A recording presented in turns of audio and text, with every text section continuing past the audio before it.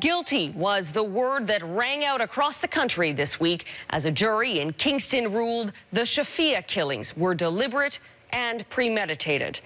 The judge said that acts this heinous and despicable could not be more honorless. The conviction relied heavily on the work of a team of investigators. And tonight, for the first time, the lead investigator sits down with our Lama Nicola to break apart the case that saw 3 family members go to jail for life.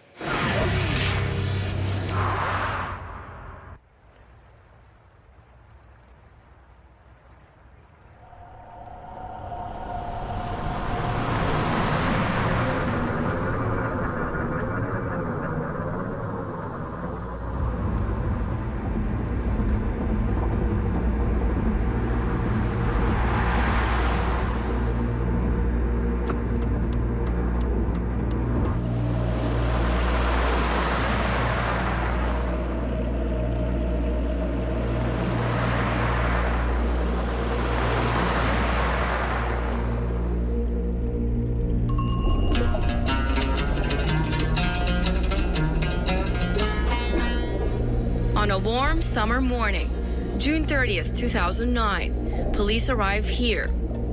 Beneath a shimmering oil slick in the water, a car is sunk in a shallow, isolated lock at the Kingston Mills. At first glance, it looked like a joyride gone wrong. Police divers find the bodies of 4 women floating inside the submerged car.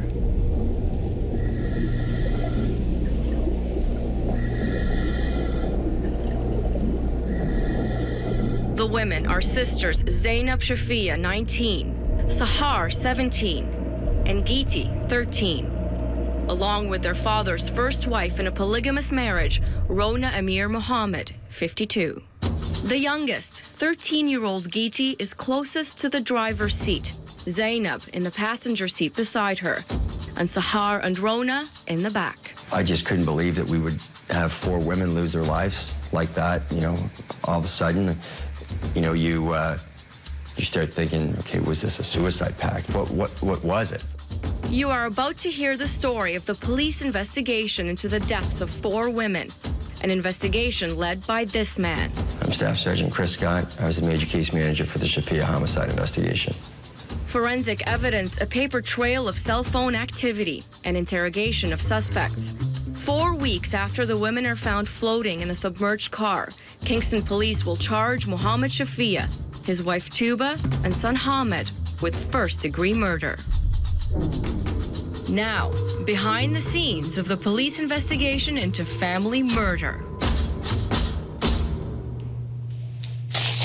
Hamed, do you know what happened to your sisters?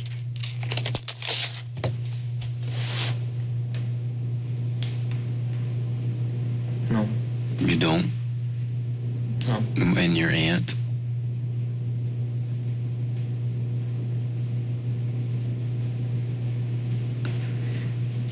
No. It just didn't add up.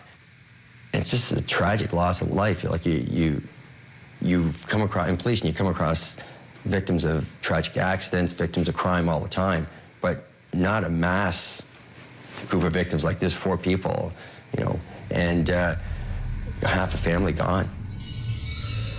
While police are recovering the sunken car, the parents of the girls, Mohammed Shafia, Tuba Yaya, along with their eldest son Hamed, are filing a missing persons report at the Kingston police station. They say they fear the girls have died after taking the family car without permission. Tuba gives a tearful account to the media. Give me a key. I want clothes. I take key after I do.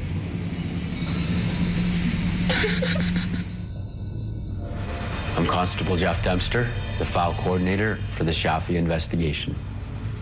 It was Mohammed Shafia, Tuba, and Hamed. They'd come in to report their black Nissan Sentra missing, as well as 4 of their family members. And once they gave the license plate and the vehicle and description and the license plate from the car in the water, but the locks were confirmed. The Shafia's story to police is that after checking into a Kingston motel for the night, the eldest daughter, Zainab, asked for the keys to get clothes from the car.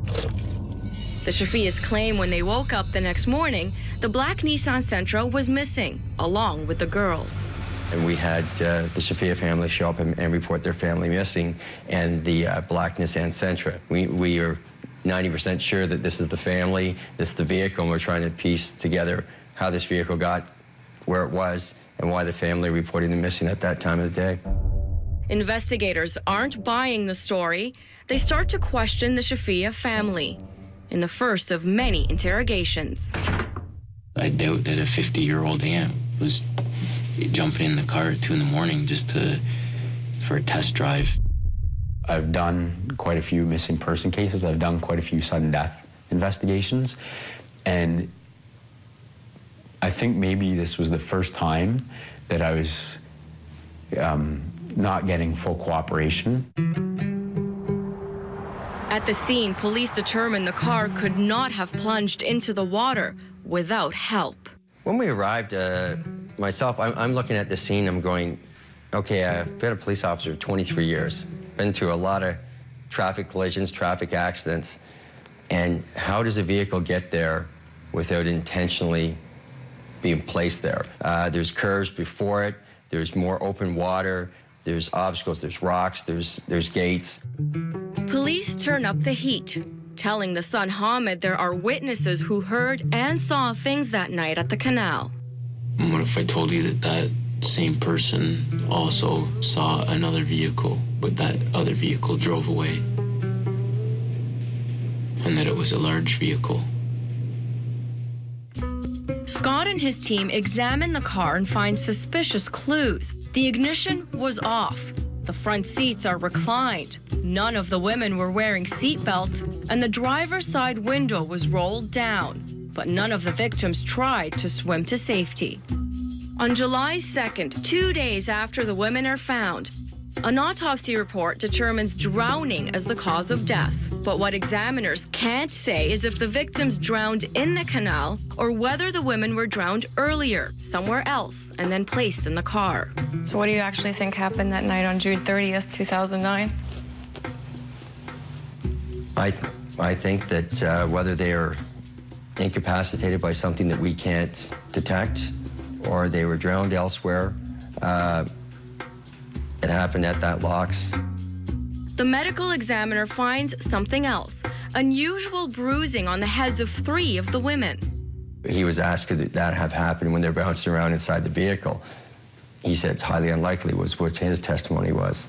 On July 3rd, just 3 days after the bodies of the 4 women are discovered, Kingston police reclassify the investigation. At that point, that's when we flipped from a coroner's investigation to a criminal investigation.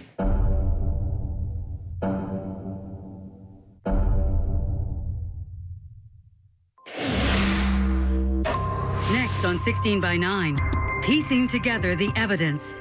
I equated to kind of a jigsaw puzzle. And the more pieces of the jigsaw puzzle that you can get, the clearer the picture is.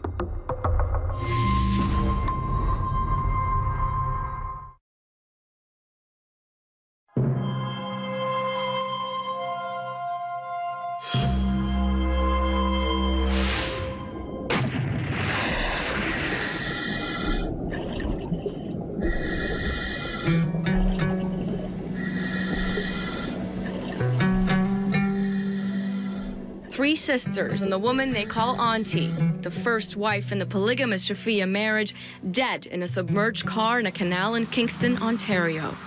A father, mother, and brother are calling it a joyride gone wrong. The police are calling it homicide. Kingston Police Staff Sergeant Chris Scott.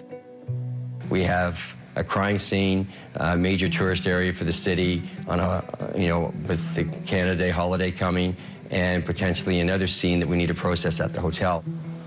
Police suspect family members, father Mohammed Shafia, mother Tuba Mohammed Yahya, and brother Hamid Shafia of murdering the women, but they need to build a case. Detective Jeff Dempster. You have to be cognizant of the fact that Maybe it's all being lost in translation, and and maybe there's rational explanations for what they're telling us, but which could also make them true victims. The hunt for clues is on. The car pulled out of the water tells a tale. Bumps and scratches on the exterior that police determined were not caused by the car plunging into the canal. Then police find these at the scene, broken pieces from a headlight. These pieces here match like a puzzle to the crime scene. You understand that? Police determine those pieces of a puzzle aren't from the black Nissan, but from Mohammed Shafia's other car, a silver Lexus SUV.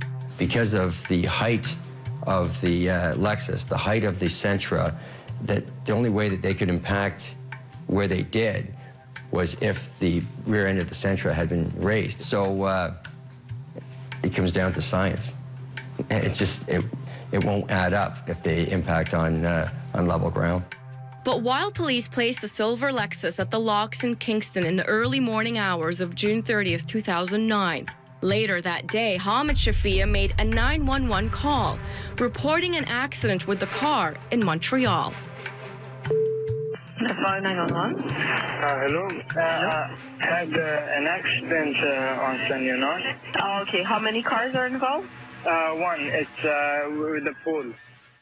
It's an alibi police aren't buying.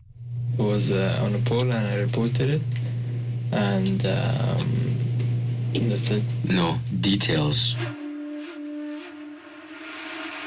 So you start digging deeper, and then what do you discover? As we work through, we got the pieces of the lens. We've got an accident that didn't add up in Montreal. How does somebody have a collision in an empty parking lot? That's not normal. I'm Brian Begbie, inspector in charge of criminal investigations. I equate it to kind of a jigsaw puzzle, and the more pieces of the jigsaw puzzle that you can get, the clearer the picture is. The police have a theory. They believe the silver SUV was used to push the black Nissan into the water. I think what happened is that unfortunately, I think the car got stuck up on the ledge, and that you guys had to use the vehicle to get that car over and into the water. And that's caused the damage to the Lexus. And we get some surveillance on the home, and because we know that this Lexus is causing us concern, but we don't have enough for a search warrant, but we want to make sure that we can keep continuity of it. Police issue a warrant to seize the Shafia's silver Lexus SUV. The Shafias hand it over. In the interrogation room, police challenge Hamed's story about how the Lexus was damaged. You're in the middle of the night. You can't see every piece of plastic that's broken off that thing. And now you need to get that vehicle out of Kingston because it wasn't part of the plan. Because before that, it would just simply be the Nissan slipped into the water. And now you've got the other vehicle with some unexplained damage that could be linked to the Nissan. And now you've got to get that back to Montreal. But then you realize getting it back to Montreal still may not be enough.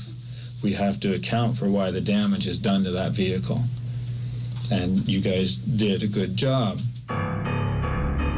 Meanwhile, police are compiling cell phone records. They document 7,000 cell phone records for the 4 cell phones in the Shafia family. And we started doing some analysis on that. And so we started to get a quick picture from the towers, cell phone towers, of the family's movements. The cell phone records reveal a trail, and police trace the whereabouts of the Shafia family in the days leading up to the murder. June 23rd, the Shafia family leaves from their home in Montreal to Niagara Falls for a family vacation. June 27th, in the middle of the family vacation, Hamed's phone is traced to Kingston. Then he returns back to Niagara Falls. I know it did leave there, you know. It's, I don't know how the signal shows on Smith Road. Well, I know why it's showing it's on Smith Road. It's because you guys were there. Okay. June 30th, on the way home to Montreal, the Shafias stop at this motel in Kingston, apparently to break up the drive home. And we started to able to focus into, okay, well, the family really were the last people to have contact with these individuals. At 1:36 a.m. that night, a phone call comes into Sahar's cell phone. Sahar doesn't answer the call.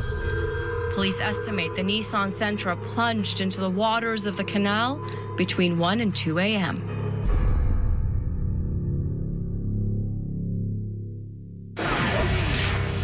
Next on 16 by 9. Caught on tape.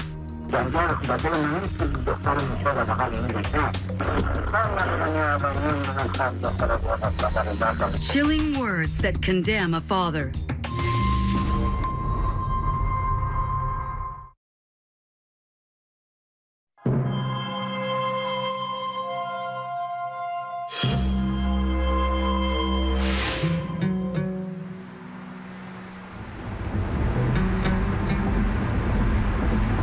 Kingston police are closing in on family members they suspect of killing 4 women.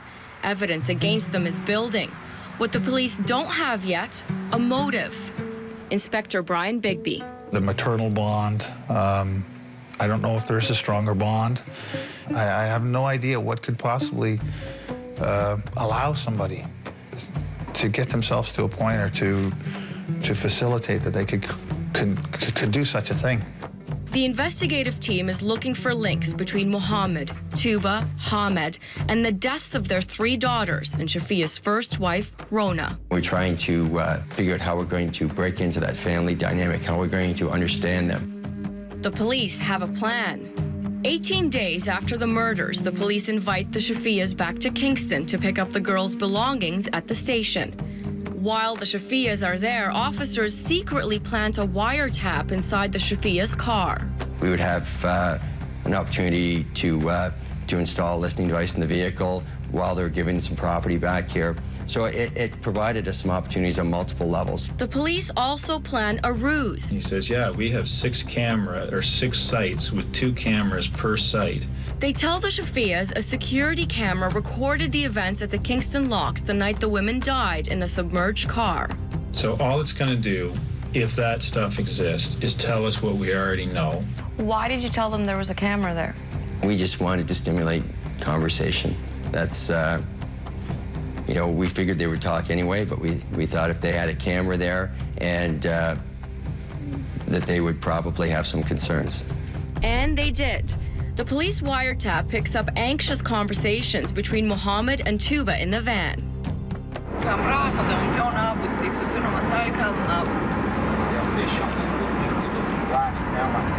And then, these chilling words. A father condemning his daughters for not following strict Afghan practices.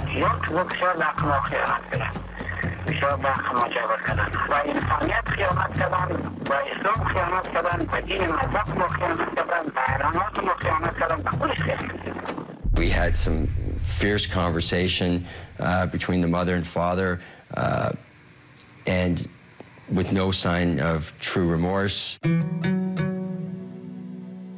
Listening to the wiretaps, police begin to suspect a motive.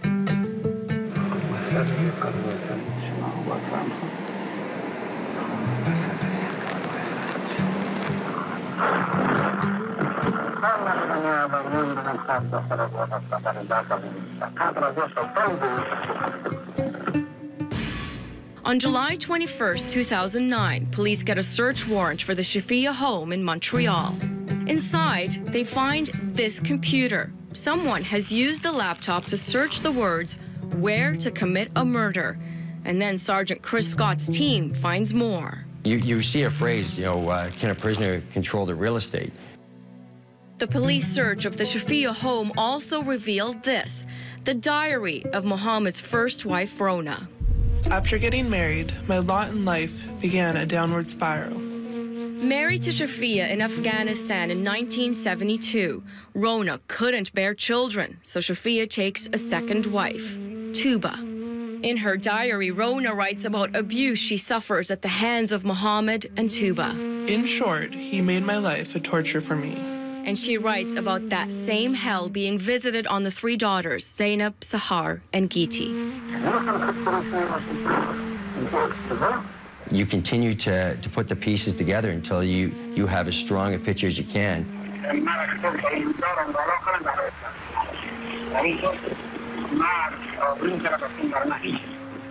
The police uncover more evidence of a life of emotional abuse behind the closed doors of the Shafia household. At school, Sahar complained of beatings at home. She tried to overdose on pills. When Shafia found out his eldest daughter, Zainab, had a boyfriend, she wasn't allowed to leave home, even to go to school. One of the things that stands out is the whole cultural aspect and the whole notion of honor killing, which I struggled with that term throughout the entire proceedings, throughout the entire investigation, because there's nothing honorable about it. It's, you know, despicable, disgraceful, and cowardly.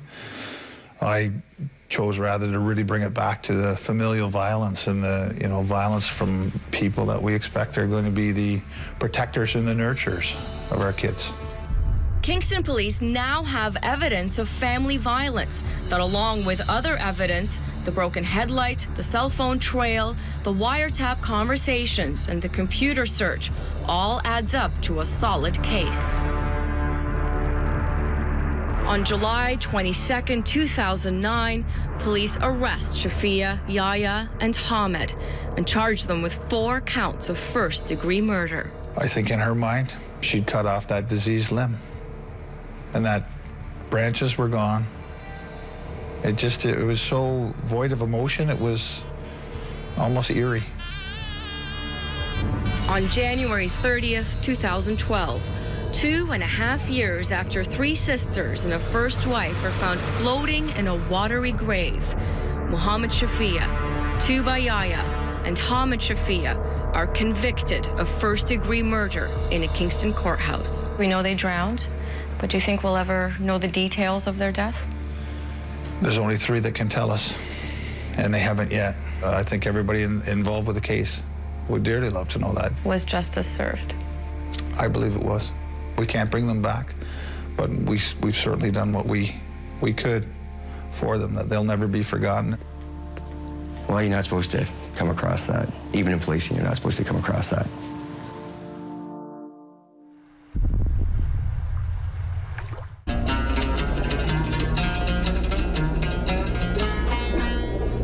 On a warm summer morning, June 30th, 2009, police arrive here.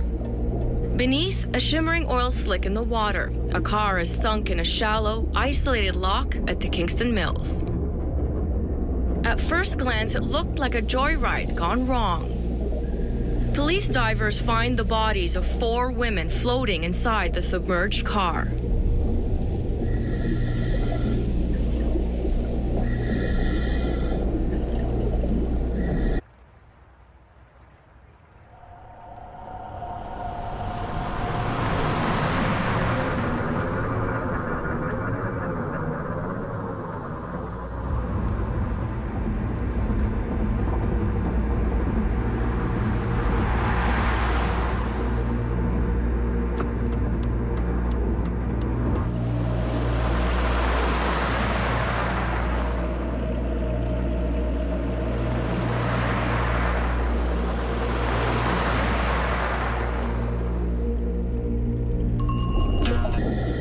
The women are sisters Zainab Shafia, 19, Sahar, 17, and Giti, 13, along with their father's first wife in a polygamous marriage, Rona Amir Muhammad, 52. The youngest, 13-year-old Giti, is closest to the driver's seat, Zainab in the passenger seat beside her, and Sahar and Rona in the back. I just couldn't believe that we would have 4 women lose their lives like that, you know, all of a sudden. You know, you start thinking, okay, was this a suicide pact? What was it? Guilty was the word that rang out across the country this week as a jury in Kingston ruled the Shafia killings were deliberate and premeditated. The judge said that acts this heinous and despicable could not be more honorless. The conviction relied heavily on the work of a team of investigators. And tonight, for the first time, the lead investigator sits down with our Lama Nicola to break apart the case that saw 3 family members go to jail for life.